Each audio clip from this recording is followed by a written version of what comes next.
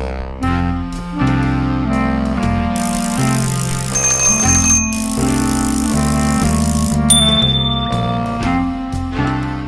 lot of people know about Tacoma's expansive streetcar system that powered the economy of the city until it was removed in 1938. While Tacoma was primarily a railroad and port town, it was the streetcar infrastructure that allowed people to access their homes and places of work effortlessly. It really put us on the map. Thanks to the tireless efforts of the Historic Preservation Office here in Tacoma, you can still see that legacy preserved here in the city of Tacoma today. Sadly, Tacoma's impressive streetcar system faded away as the city made room for the automobile. One of the things that makes the city of Tacoma so incredible, though, is that while we no longer have the streetcars around, the majority of those paths, routes, and buildings that they visited are still present. Interestingly, one of the best ways to encounter those historic paths is on Tacoma's unsung hero, the humble bicycle. I'm Liz Castor. I work for the City of Tacoma in the Public Works Department, and I'm a senior planner and the city's active transportation coordinator. I work to make it safer and easier to walk and roll. When people hear about the city's efforts to create a connected network of bikeways across Tacoma that's safe for people of all ages and abilities, sometimes we get pushback that we're trying to turn Tacoma into Portland or Copenhagen or Seattle. But Tacoma has a rich history of bicycling. It's an essential part of who we are as a city. It's part of our past, it is part of our city today, and it will most certainly be part of our future. So Tacoma's bicycle craze started around 1888. The Tacoma Wheelmen, now called the Tacoma Washington Bicycle Club, rode penny farthings or high wheels throughout Tacoma. They took day trips to Seattle and to local lakes.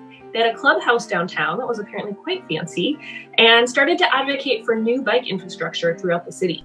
Tacoma already had a reputation for being the boomiest of boom towns with a major technology piece, and they wanted more. In 1896, Tacoma reached for the stars. Well, they reached across a very large gulch. The city of Tacoma completed the longest, the highest, and the only exclusive bicycle bridge in the world. The bridge would have spanned the gulch where you can find Dillon Street Bridge today. It was the easiest and most effective way to get from eastern Tacoma into central Tacoma, and vice versa. This lit a fire under the city, and in the next year, 12 new miles of bicycle infrastructure were erected in and around the city limits. Tacoma's love affair with bikes happened very early on, and still continues today. People love the same things about bicycling in Tacoma that we love today. You know, being able to bike to beautiful places, to local destinations, Point Defiance Park. The hills provided some fun challenges. There's a great story about a hill climb contest on 11th Street downtown, where folks on the 4th of July had a race to see who could get as far up the hill as possible. So yeah, Tacoma, it's got some interesting and varied places to ride, and I think folks just recognize that from the beginning. In a lot of ways, things haven't changed at all.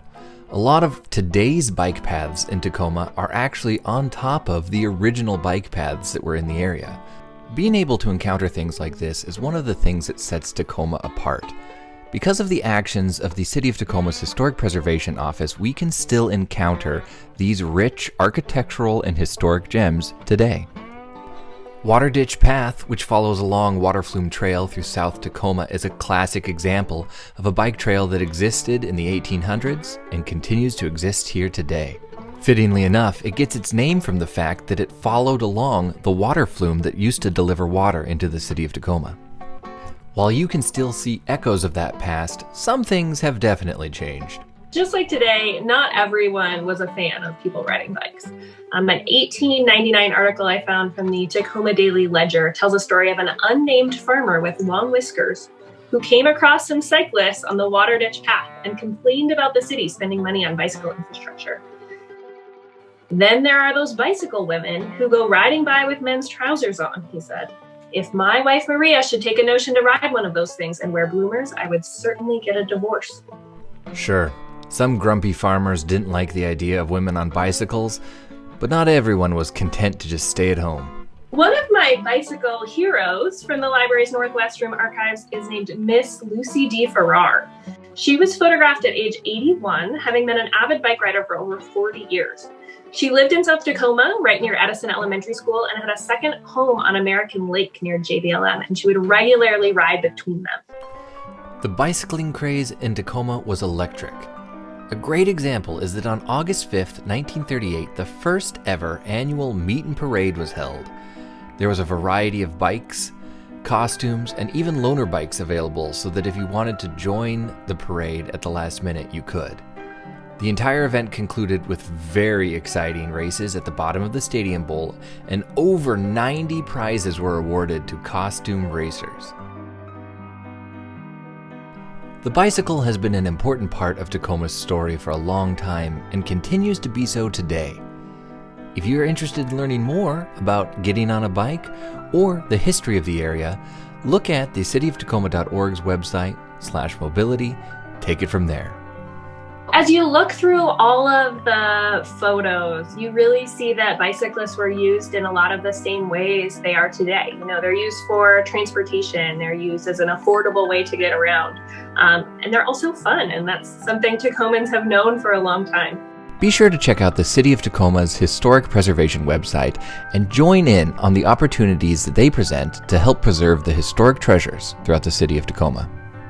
Special thanks to Liz Castor from the city's Public Works Department for her invaluable research, as well as the Tacoma Public Library's digital archives, and to Pretty Gritty Tours for the production of the video.